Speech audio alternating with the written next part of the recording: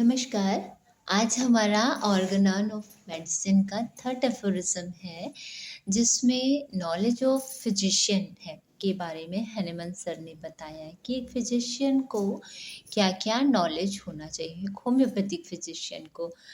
तो एफोरिज्म में सर ने बोला है कि if the physician clearly perceives what is to be cured in disease, that is to say in every individual case of disease the knowledge of disease indication. माना पहली चीज हमें क्या जाननी है कि what is to be cured in disease, disease में cure करने लायक क्या है, यानी कि जो बीमारी की इंडिकेशन है, बीमारी को इंडिकेट कर रही है।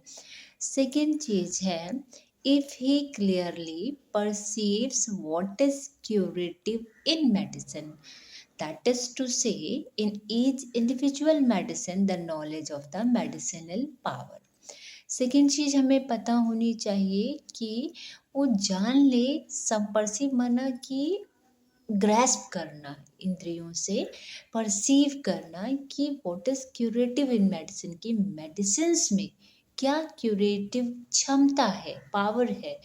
और हर एक मेडिसिन की जो इंडिविजुअल मेडिसिन के का जो नेचर है, इंडिविजुअलाइजेशन, वो चीज़ से पता हो।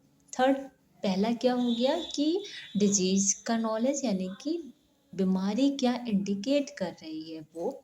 जैसे कि आप एग्जाम्पल लीजिए कि डायरिया है, डायरिया है तो डायरिया में जो डायरिया माना लूज मोशन, फ्रीक्वेंट मोशन हो रहा है, बार बार जा रहा है, पेशेंट 10 टाइम्स से ज़्यादा जा रहा है, तो ये डायरिया है। बट डायरिया में कलर कैसा है, डायरिया किस तरह का हो रहा है, पिचकारी की तरह है या उसमें ग्रम्बलिंग रम्बलिंग साउंड है, ये इंडिकेशन है, इंडिकेट कर रही है उस मेडिसिन की ओर। दूसरा, हमें मेडिसिनल पावर, ऐसे ही हर मेडिसिन में जो क्यूरेटिव पावर है, उसकी खासियत है, वो हमें पता होनी चाहिए। थर्ड चीज, if he clearly knows how to adapt according to clearly defined principle, what is curative in medicine to what he has discovered to be undoubtedly morbid in the patient। माना जो बीमारी में उसने खोजा क्या उसमें ठीक करने लायक है, इंडिकेट कर रहा है, और मेडिसिन में क्या कॉमन है, वो हम कैसे उसको बीमारी को ठीक करने के लिए यूज कर सकते, so that the recovery must ensure, ताकि हमारी जो रिकवरी है वो इंश्योर हो।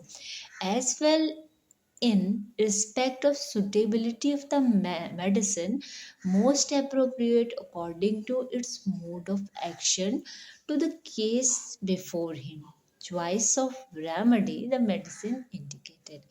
फिर क्या है कि सुटेबिलिटी, हमारे सामने मेडिसिन्स कई सारी आ गई, अब उनमें से सुटेबल मेडिसिन कौन सी है जो मोस्ट अप्रोप्रिएट हो according to mode of action of the case before him, कि जो हमारे सामने केस आया है उसमें कौन से सुटेबल मेडिसिन लग रही है, वो हमें पता होनी चाहिए। The choice of remedy medicine indicated, कि जो हमारे सामने मेडिसिन्स कई सारी आई हैं, उनमें हम कौन सी चूज करें, कौन सी इंडिकेट करें। As also in respects to exact mode of preparation, उसका प्रिपरेशन का एग्जैक्ट मोड क्या है वो पता होना चाहिए। The quantity of it required, the proper dose, और एक तो एग्जैक्ट मोड ऑफ प्रिपरेशन, दूसरा क्या उसकी क्वांटिटी कितनी चाहिए, द प्रॉपर डोज, और क्या चीज़ हमें कब कब वो मेडिसिन रिपीट करनी है। यदि if finally he knows the obstacles to recovery in each case, और वो कारण जो पेशेंट को रिकवरी होने में ऑब्स्टिकल, रुकावट का काम कर रहे हैं, उनका पता होना चाहिए। And is aware how to remove them, और उसको जानकारी होनी चाहिए कि उनको हम कैसे रिमूव कर सकते हैं। सो दैट द रिस्टोरेशन में बी परमानेंट, ताकि जो रिस्टोरेशन है, जो हेल्थ का प्रॉपर उसको फिर से हेल्थ पाई है, वो परमानेंट हो, स्थायी हो। Then he understand how to treat judiciously and regionally.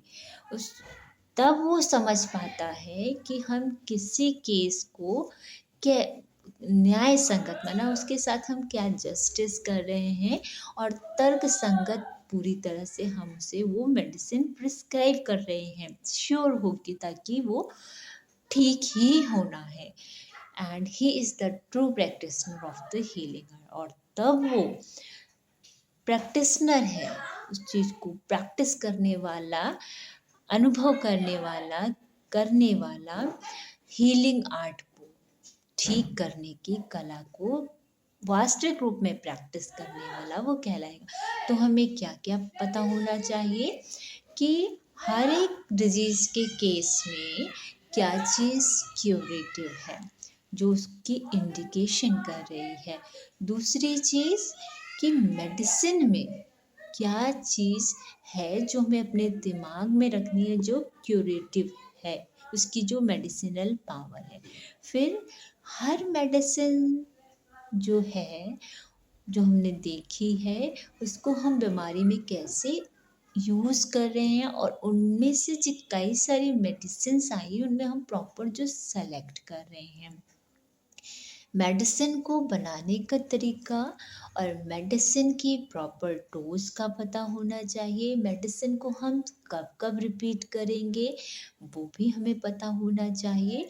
और हमारी क्योर में जो ऑब्स्टिकल हैं, उनको हम कैसे रिमूव करें, ताकि हमारी जो क्योर है वो स्थायी हो। इन सारी चीज़ों को जब हम अपने स्किल के रूप में यूज़ करते हैं पेशेंट को प्रेस्क्राइब करने में, तब हम वास्तविक रूप में एक प्रैक्टिशनर है, ट्रू प्रैक्टिशनर है हीलिंग आर्ट के।